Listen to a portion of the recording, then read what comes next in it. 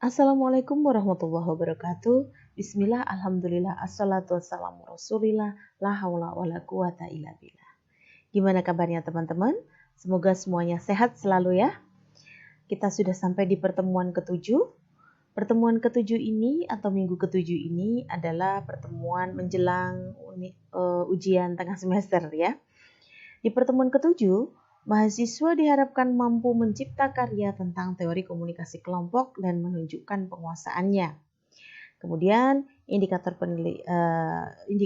sub CPMK-nya adalah kreativitas mencipta karya tentang teori komunikasi kelompok, kemampuan membuat portofolio tentang teori komunikasi kelompok, dan ketepatan menunjukkan penguasaan teori komunikasi kelompok.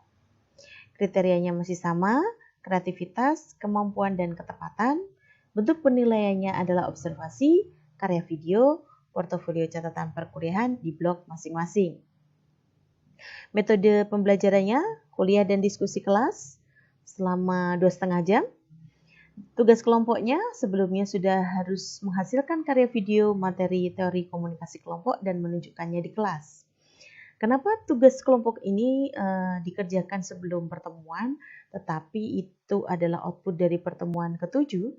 Karena saya menginginkan agar sebelum pertemuan atau pada saat pertemuan ketujuh itu, pada saat tatap muka itu, teman-teman tidak dalam benak yang kosong ya. Jadi sudah punya informasi sedikit lah tentang materi yang akan didiskusikan. Dan harapannya teman-teman secara punya punya motivasi atau punya keinginan untuk menggali lebih dalam materi yang sudah didapatkan itu dengan sebelumnya juga baca-baca atau browsing atau setidaknya berdiskusi lah. Sehingga pada saat tatap muka di kelas itu kita tidak seperti Pertamina ya yang mulai dari nol tetapi sudah lebih kritis gitu. Waktu 2,5 jam untuk memahami teori komunikasi kelompok di pertemuan ketujuh ya, serta di pertemuan sebelumnya juga itu lebih dari cukup ya untuk memahamkan teman-teman. Kemudian jadi kelompok 6 akan mengelola kelas di pertemuan ketujuh ini untuk melakukan diskusi dan menunjukkan penguasaan teori komunikasi kelompok oleh peserta perkuliahan. Jadi misalnya nanti kelompok 7 ini minta teman-temannya untuk coba teman-teman masing-masing memberikan contoh tentang teori strukturasi atau teori fungsional atau mungkin teori input proses output model gitu. Jadi teori-teori tentang komunikasi kelompok itu biar lebih digali di sini. Mungkin sekali terjadi kesamaan ya teori yang disampaikan dari kelompok yang sebelumnya atau kelompok berapa itu? Kelompok 5 ya dengan kelompok di pertemuan ketujuh yaitu kelompok 6. Kesamaan itu atau pengulangan itu tidak apa-apa. Itu justru akan semakin menambah kuat ingatan teman-teman, menambah lebih paham lagi, atau bisa jadi malah berbeda karena mungkin sudah terjadi negosiasi ya. Nanti yang kelompok 5 yang disampaikan teori komunikasi kelompoknya adalah mungkin teori yang tradisi kritis misalnya ya, tentang gender teori. Kemudian kalau yang kelompok 6 mungkin dari tradisi yang lain gitu.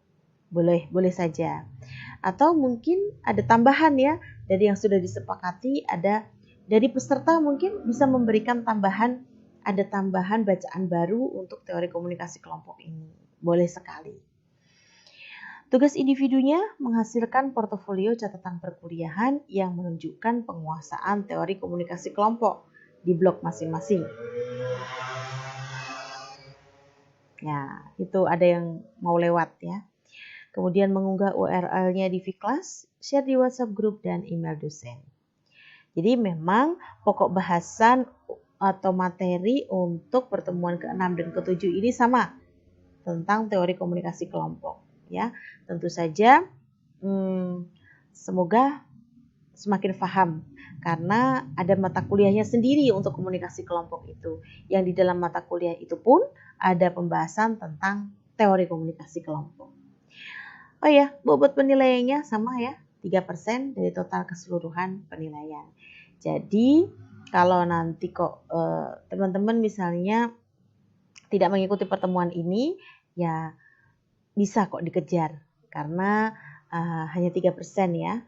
Maka jangan khawatir kalau tidak memenuhi 3% itu. Selama semua RPS ini diikuti ya, dari mulai tugas kelompok, kemudian diskusi, tugas individu, insya Allah ya 3% itu bisa terpenuhi.